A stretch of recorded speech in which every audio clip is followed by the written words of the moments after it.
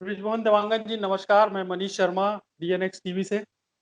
और मैं आपका परिचय मैं दर्शकों से करवा दूं पहले अपने। जी, जी, जी, जी। आप हैं ब्रिजमोहन देवांगन जी, भारतीय जनता पार्टी नारायणपुर के जिला अध्यक्ष हैं और आज हमारे साथ जुड़े हुए हैं। आज हम इनसे बात करेंगे और सभी मुद्दों पे कोशिश करेंगे कि सभी मुद्दों पे बात हो सके। जी, लेकिन फिलहाल जो जरूरी मुद्दा है हम उस पर पहले जाएंगे। जी हाँ, और जी। जैसा कि आप भी जानते हैं और सारे लोग जान रहे हैं इस बात को कि कोरोना जो है कहर ढा रहा है छत्तीसगढ़ में, जी, जिसकी जी, जी, शुरुआत हो चुकी है। लगातार बढ़ रहे हैं मरीज, कोरोना के मरीजों की संख्या। जी, ऐसे में कि नारायणपुर में भारतीय जनता पार्टी जनता के बीच जा रही है तो क्या कर रही है और किस तरह से काम कर रही है ताकि लोगों को राहत मिल सके। जी, जी, जी, जी। आदरणीय, हम लोग 23 मार्च जब लॉकडाउन का पहला चरण हुआ, पहले चरण से ही हमें पार्टी के द्वारा जो निर्देश मिले कि हमें इस सेवा कार्य में बहुत ज़्यादा ध्यान देना है। क्योंकि आप तो जानते ही हैं, हमारा क्षेत्र आदिवासी बहुल क्षेत्र है, थोड़ा पिछड़ा क्षेत्र है। 1-2 शहर के छोटे-मोटे 2-3 सड़कों से अगर शहर का अंदाज होता है तो ये कहने की बातें हैं, हम तो आदिवासी अंचल के लोग हैं। रही बात दूसरी कि यह बीमारी लोगों के लिए भी एक नया प्रयोग हो गया, सारी परेशानियाँ थी, कोई जानता नहीं था सैनिटाइज़र क्या होता है, सोशल डिस्टेंसिंग क्या होता है, मास्क क्या होते हैं। हमारे कोई जो सारी सावधानियां के बारे में बताया गया, लॉकडाउन नहीं जानते थे लोग। ये सारी नया जो हमारे लिए वोकैबुलरी चालू हुआ, इसमें हम लोगों को इस क्षेत्र के लिए बहुत तकलीफ भी हुई। लेकिन एक बात मैं कहना चाहूंगा, आज हमसे ज्यादा ग्रामीण क्षेत्र के लोग सावधानियां बरत रहे हैं। शहरी लोग बल्कि थोड़ी सी असावधानी भी बरतते हैं। मगर आपको ताज्जुब लगेगा, नारायणपुर जैसे क्षेत्र में ग्राम ग्राम के गांव अपने अपने यहाँ बैरिकेडिंग लगाकर कह दिए कि हमारे क्षेत्र में बाहरी लोगों का आना प्रतिबंधित है। यह एक जागरूकता का बहुत बड़ा परिचायक बिल्कुल। भी हुआ लोगों के। एक तरह से संदेश भी गया है कि हम अगर अपने आसपास स्वच्छता और महामारी जैसे विषम परिस्थिति में हम एकजुट होकर इससे कैसे लड़ें, ये हमारे क्षेत्र के लोगों में भावना आई। और उसके लिए मैं इस क्षेत्र के पूरे प्रबुद्ध नागरिकों को, समस्त राजनीतिक दलों को, मैं किसी व्यक्ति एक राजनीतिक दल को बुराई ना बोलूं ना कहूं, मतलब समस्त लोगों ने मिलजुल कर इस लड़ाई को लड़ा है। जी। तो मैं और जानना चाह रहा था कि जिस तरह से लॉकडाउन के दौरान जी, भारतीय जनता पार्टी के कार्यकर्ता यहाँ पर भी सारे जगहों पर थे और जी, उन जी, लोगों ने काफी मेहनत की और लोगों तक जी, जरूरी सामान भी पहुंचाए। तो जी वैसे हाँ, में जी, मैं जानना चाह रहा था कि नारायणपुर में भी इस तरह की कार्रवाई जो है वो हुई है भारतीय जनता पार्टी के द्वारा जी, जी, या जी। नहीं। मैं आपको अच्छी बात बताना चाहूंगा। हमारे माननीय केदार कश्यप जी जी। और हमने पार्टी के निर्देश का, जो हमारे हाईकमान का निर्देश हुआ, हमने उसका अक्षरशः पालन करते हुए हम लोग ने शुरुआती दौर से खाद्यान्न पैकेट, हाँ। गाँव में मास्क पहुंचाने का काम, किसी को कोई तकलीफ है, प्रवासी मजदूर जैसी स्थिति तो यहाँ नहीं निर्मित हुई है, क्योंकि हमारे जो भी प्रवासी मजदूर बाहर से लाए अन्य राज्यों से, वो सीधे क्वारंटीन सेंटर में ले जाएगा। तो उसको छोड़ हमारे जो क्षेत्र में जो अभावग्रस्त लोग हैं, जो वास्तव में गरीबी देख रहे हैं, जो इस लॉकडाउन की पीड़ा में जो है वो निरुपाय हो गए थे, बेरोजगार हो गए, हमने ऐसे लोगों को लगभग 4,000 पैकेट, हम लोगों ने शुरुआती दौर में 4,000 सूखे राशन का पैकेट, क्योंकि यहाँ आपसे एक बात कहना चाहूंगा, हमारे यहाँ ये बनाया बनाया भोजन, जो कम्युनिटी किचन की बात है, वो हमारे यहाँ संभव नहीं। हाँ। लेकिन हमने लगभग 4,300 पैकेट पूरे क्षेत्र में, कोई बहुत बड़ा क्षेत्र नहीं। और आपको एक और बात बताना चाहूंगा, हमारा वनवासी बहुत आप उसे कह दीजिए स्वाभिमानी भी होता हम्म। है। उसे अगर हम, आप ग्रामीण क्षेत्र में हम जाकर अगर देने भी गए, तो हम अपने गांव वाले इसको भूखा नहीं मरने देंगे, ये वाला भाव था लोगों में।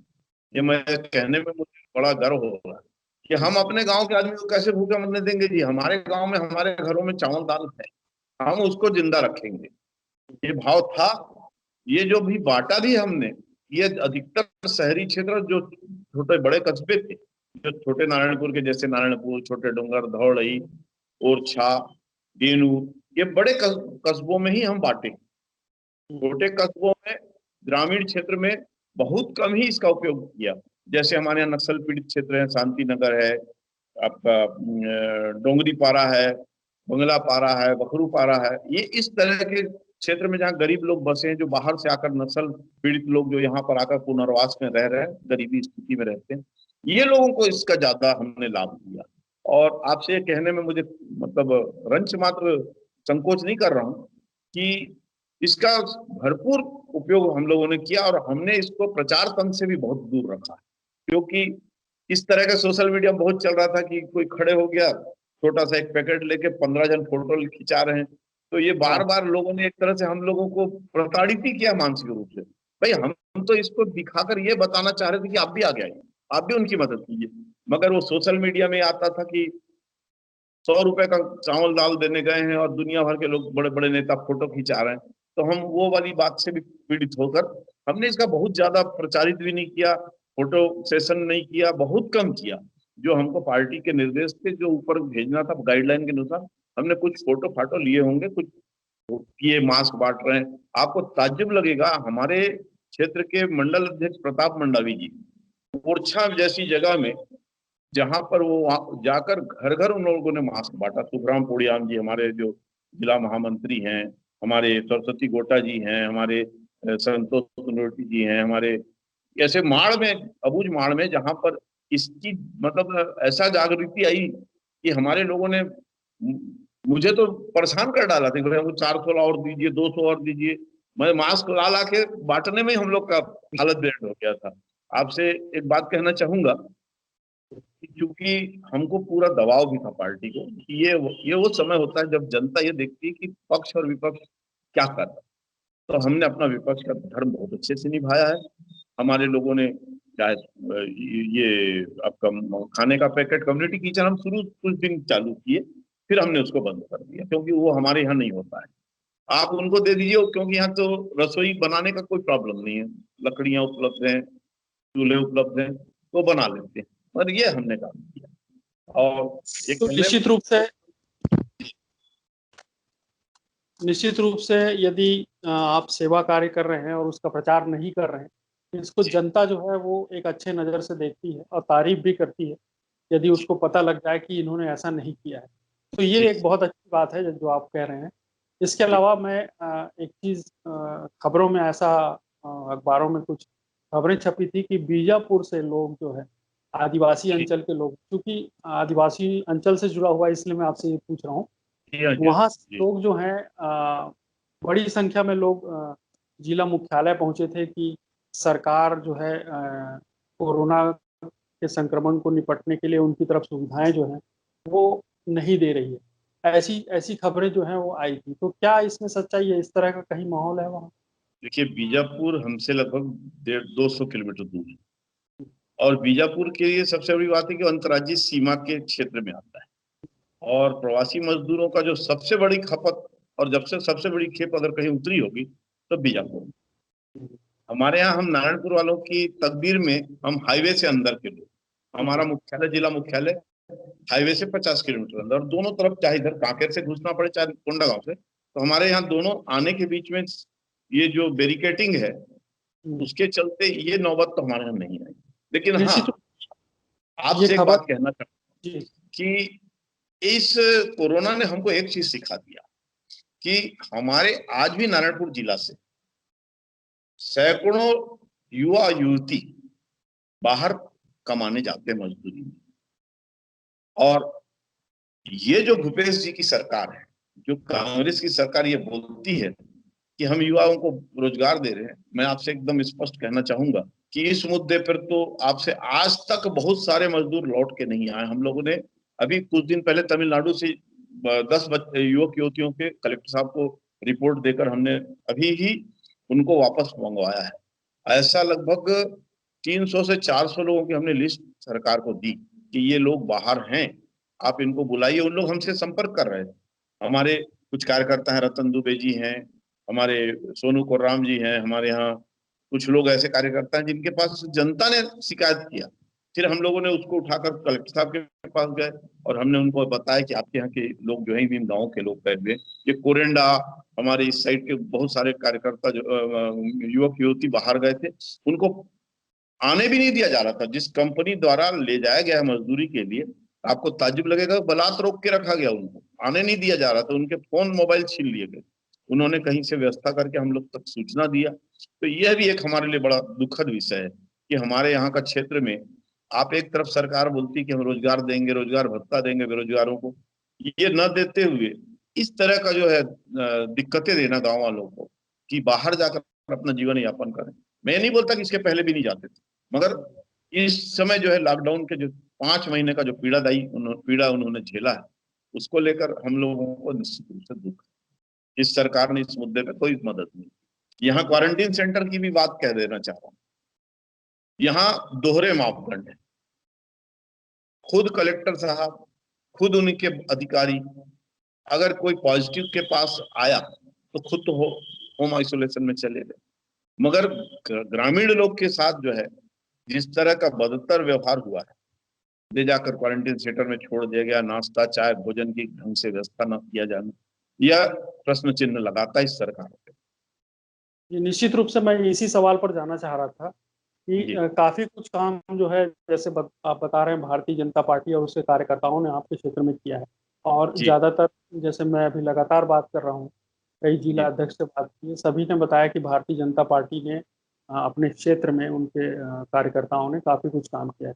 तो क्या जी। ऐसे में सरकार कुछ नहीं कर रही है, आपको ऐसा लग रहा है? ठीक है, सरकार तो मैं आपसे कहूँ बिल्कुल निरुपाय खड़ी हो गई है। यानी आप हंसेंगे, हम राजस्व अमले से पूछें तो वो स्वास्थ्य विभाग पे डाल देता है, स्वास्थ्य विभाग ट्राइबल विभाग पे डाल देता है।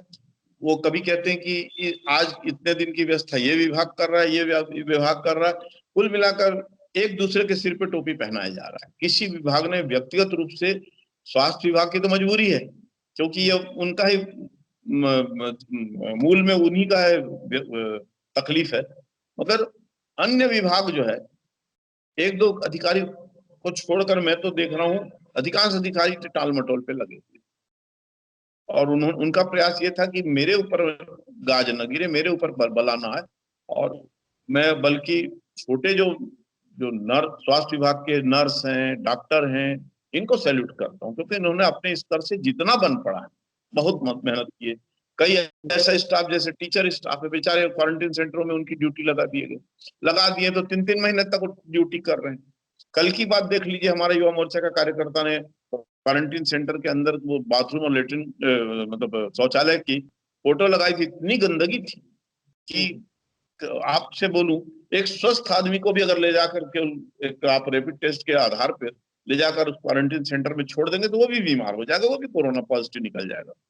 ऐसी व्यवस्था तो इन्होंने की नहीं थी, अच्छी निश्चित रूप व्यवस्था। से संक्रमण से निपटने के लिए साफ सफाई भी बहुत जरूरी है। जी हाँ, जी हाँ, जी जी ये इन सुविधाओं का होना बहुत जरूरी है। तो जी क्या आपको एक आखिरी प्रश्न मैं पूछना चाहता हूँ आपसे। जी जी जिस तरह से अभी सरकार निपट रही है कोरोना के जी इस जी जी संक्रमण जी से, जी हाँ। उसमें आप जैसा कि कह रहे हैं कि सरकार जो है उतना नहीं कर पा रही है, तो आपका कोई बिल्कुल, सुझाव होगा इसके ऊपर कि वो क्या करे सरकार तो इस संक्रमण से निपटा जा सके? मेरा तो एक सुझाव है। इन्होंने सबसे बड़ी बात तो क्या हो गया है कि जिला प्रशासन ने केवल, मेरे को ऐसा लगता है कि सत्ता पक्ष में भी केवल विधायक तक ही अपनी बात पहुंचाने का काम किया है।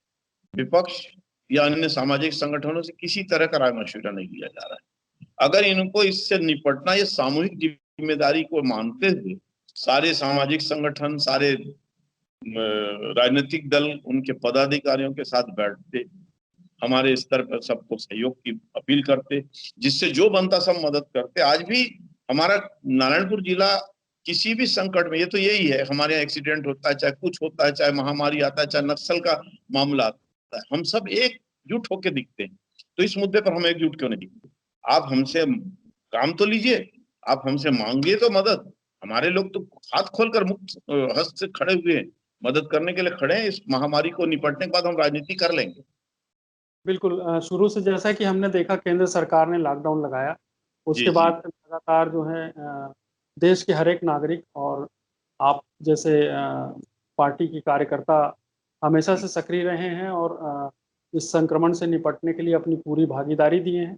और आगे भी इस संक्रमण से तभी निपटा जा सकता है जब सभी लोग साथ मिलकर इसके जी खिलाफ काम करेंगे।